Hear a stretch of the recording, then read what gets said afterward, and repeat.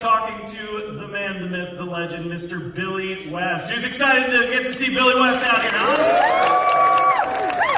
We're going to have a really fun conversation. And plus, you see these microphones at the bottom here. There will be time for Q&A directly from you guys. So after, I don't know, like 20 minutes or so, if you want to start lining up, Billy will be answering some of your questions, all right? What do you say we get Billy out here, huh? One more round of applause. Come on, Billy West, everyone!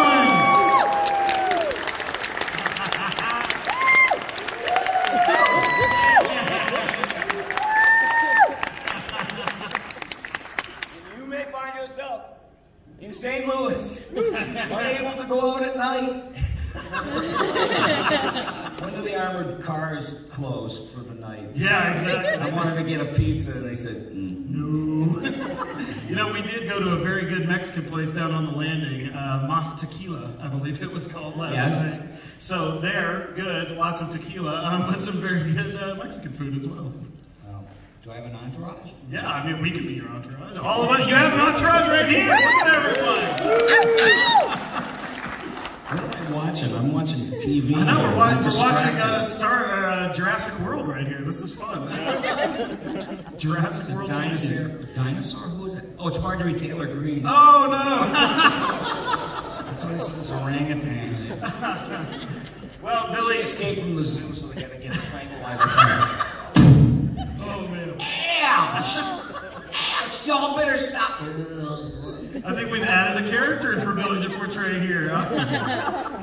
Well, Billy, obviously you are such a legend in the industry here. I would just like to know right off the bat, superhero origin story here. How do you come from born human male to legend of acting and voice acting? God, that's a tough question because you gotta spit out expositions. You know, I was a freak, basically, when I was a kid, but there was a reason for that.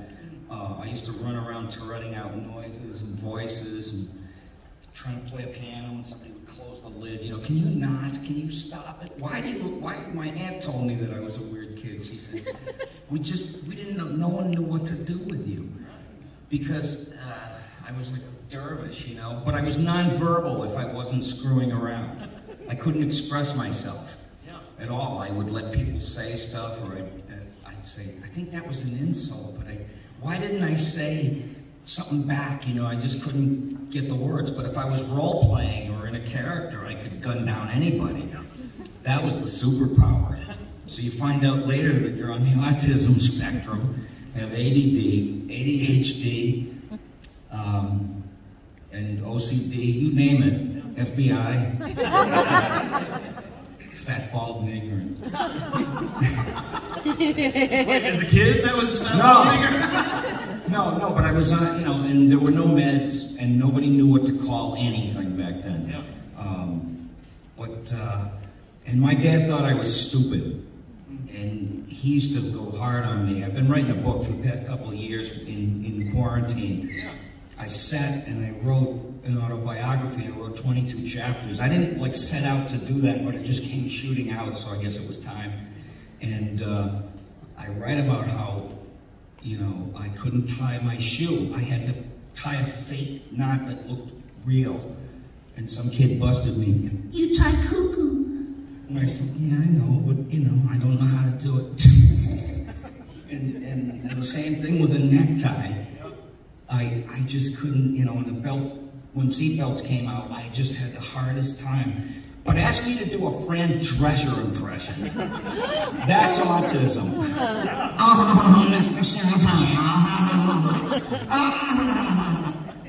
So, yeah, that's, you have a superpower, but there's no guarantees on what that might be.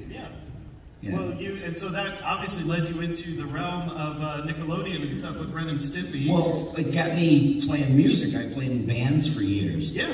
And I was a guitar player and a singer, and I enjoyed it a whole lot. It's just that we never did original stuff. It was all covers. It should have been original stuff, but we wanted to make a living. And I did make a living, but I knew there was something, you know, it didn't ring true to me. Yeah. So I got out of that and I tried doing stand-up comedy in '78. Oh, wow. Nobody told me you had to have an act. I used to just go out there and throw shit at these Disco Muse, yeah. And you know what? Some nights you would discover something and get on it and chase it down, and other nights you'd go to hell on a twisted metal fireball. Because you can't replicate the audience from one place to another. They might love you, and then you try to pull the same crap on the crowd the next night, and it's like, you're dead. Yeah. Doesn't matter that. So I think I remember, though, reading that you were also in radio at some point before getting into the voice. I worked in radio in Boston. Yeah. And I used to do, you know, characters. I used to write material. And the guy that I worked with, we're talking 40-something years ago, and a guy that I worked with, we were always high, you know. We were trying to write comedy, and we were like, you know, we need inspiration.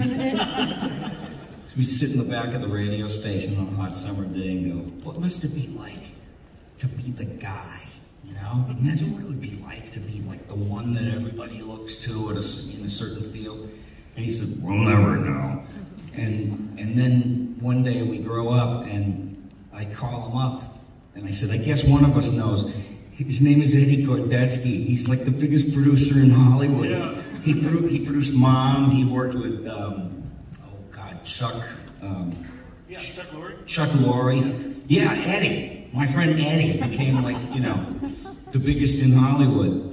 So one of us knows what it's like. Well, I think you did all right on your own there. Too. I guess, yeah. I guess I'm not that ashamed in front of him. No, I mean, come on, everyone. We all love what Billy's done, right? Yeah. Again. Thank you. Yes, there. Wow. Well, and you know, something that I've discovered in watching some of your old interviews and stuff is your inspiration for your voices. You do draw from a lot of different sources and past actors and stuff like that. Like I remember Ren and Stimpy, you said you modeled off of one of the Three Stooges, Stimpy's voice specifically, right? Well, I grew up in the 1950s, and they used to show the Three Stooges on TV before I went to school. So I went to school with a head full of that crap, and I hated academia. I hated school. You know, I mean, I was on the autism spectrum. Nobody knew those things then, and I could not understand what was going on. So I hated it with a passion. I used to get physically ill when my mom would wake me up. And, you know, everybody just thought that I was being obstinate. But the Three Stooges, I'd go to school and I'd have a head full of that. And what I was doing was I was learning how to act. Yeah. And I was learning comedic timing and everything. My mom convinced me, or tried to convince me, that it was just totally useless. How can you watch those men, those horrible men? Oh. Yeah, but they're funny, Mom. You know, so... you don't realize how brilliant they are. Like when you're you know, a lot of people try to act like that. It takes a lot of skill to do the timing that they do. Well, I was fascinated particularly by Larry, who didn't do much. He was the stooge in the middle with the frizzy hair. And the little that he said and did had me just totally fascinated because I love minutia. You know, that's another part of that, trying to figure out what is it about this guy. He's so nothing, but he's so, it's like micro, macro. I don't know how to explain it, but he would say, hey Mo, you put too much tinsel on the tree, you know? and people who do voices go, what is that?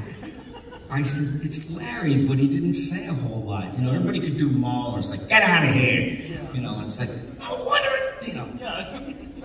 Yeah, and so I put the Stooges in everything that I do. Yeah, like, you need an autograph? Why not Zoidberg?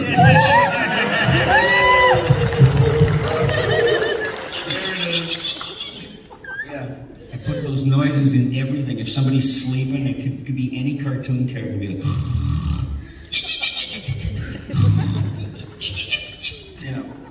Well, can I ask you, I have a hunch about this, but like the voice of Ren, am I getting a little Peter Lorre? Yes, a little bit in that? Yeah, okay. Well, with Stimpy, I was going to tell you about Larry Fine, is like the guy that created the show, John Cristofalusi, heard me doing that impression, and he said, you know, I want to use that for a character, and we had to amp it up. It had to be higher, it had to be more animated. You couldn't have a character just sound like a depressed old Jewish guy. Mein hernia. Hey Mo, I broke your Pesach dishes. This is the meat. This is the dairy, you idiot. So it became, you know, happy, joy. That's Larry amped up, you know. Yeah. And then and so Ren is like a more manic version of yeah. Peter Lorre. Hey Ren, I picked a magic nose goblin. You fool, you idiot. That's the Peter Lorre part. And then there's the Kirk Douglas the part, like, you know, from Crime Story, I think. Yeah. Kirk Douglas played a detective. Yeah. And he hated criminals. I hate criminals. So that became part of it. And, you know, I can't eat this slop. And these are all films made before 1970, by the way. yeah, they're all on YouTube. You don't have to look at me like I'm a curator in a museum. For Christ's sakes. They're all on YouTube. They're brand new to people like you. It's like, hey, this is new stuff. I never saw this junk before. There was a movie called Cat on a Hot Tin Roof where a folk singer named Burl Ives.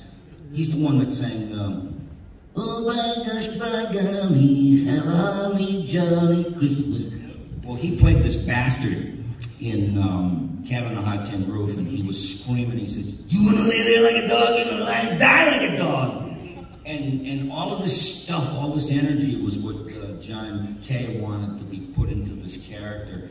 And so, and then, there's two phases of Peter Lorre. There was the German expressionistic films like, I'd like a couple of hamburgers and make them raw. And then there was the, I saw that eye, that blinking and blinking. You know, yeah. And it's a killer. I remember when I first did it, I called home and I said, I'm not going to be able to do this. I sounded like Baldwin or something. I can't do it. I'm screaming and yelling, honest to God. She said, well, then don't do it. Yeah, but I have to do it, you know, because it wasn't even the money. It was like, F this, you know? How can you get beaten by something like that? I refuse. Yeah. So you just overcome it. You find a way to do it. But yeah, that was the composite of the Ren character. So you're playing both of these characters. I don't know. Like, do you just go one into the next when you're doing a scene? Do you do each individually like that? We did that particular show. I ran through the script once as Stimpy, and then ran through the script as Ren, and then prison guard. You know, whoever followed. Yeah, and let's see. And then there was a show called Doug. Yeah, right, exactly. Right. On Nickelodeon. I did it in real time. I had to do. You went back and forth to each voice in real time? Yeah, in real time. Oh my God. Yeah, I wasn't suited for anything else. I told you about my childhood. It really wasn't. That's a pretty good skill to have. You wouldn't even want me as a babysitter. It's like, but yeah, I found a new voice. Yeah, but the baby just walked out the front door. Yeah, but I found a new voice. A new voice, though.